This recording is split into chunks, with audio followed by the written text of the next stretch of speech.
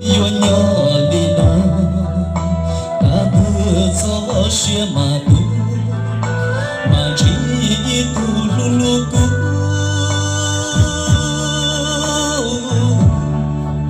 li có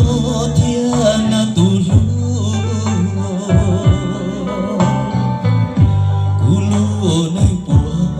cho bùa cho câu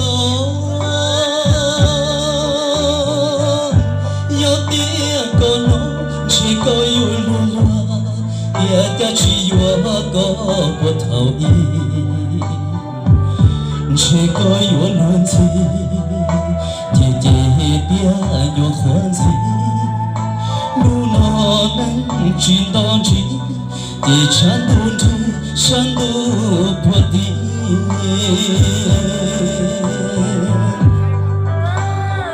đi tôi có đâu hết trơn thì tay của ta đấy, giờ chỉ có hai tay đeo vào là sầu rồi giờ. Để thì cho nó đi, giờ cho nó cho thật kỹ thế đấy, giờ cho nó đi. Em nói chuyện giờ cho phút chủ yếu trong sáng giờ là đầu tiên cho sầu cho ta hồi đó thế đấy giờ.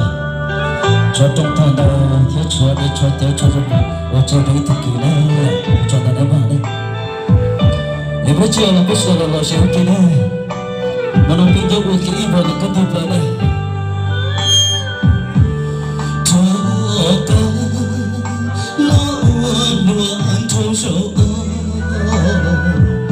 Lối tiền là đâu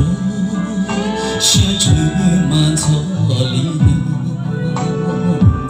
yêu nhau lý nó ta tu gió sẽ mà tu mà chỉ tu lu lu cu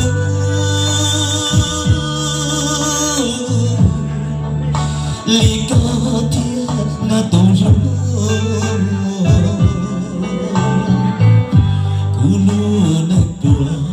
cho bớt gió câu ya tia con nó chỉ có yêu luôn luôn ya ta chỉ yêu có một thầu đi chỉ có yêu luôn gì chỉ tia nhiều khoan gì lu lo chỉ đón chỉ chán buồn thì chán buồn đi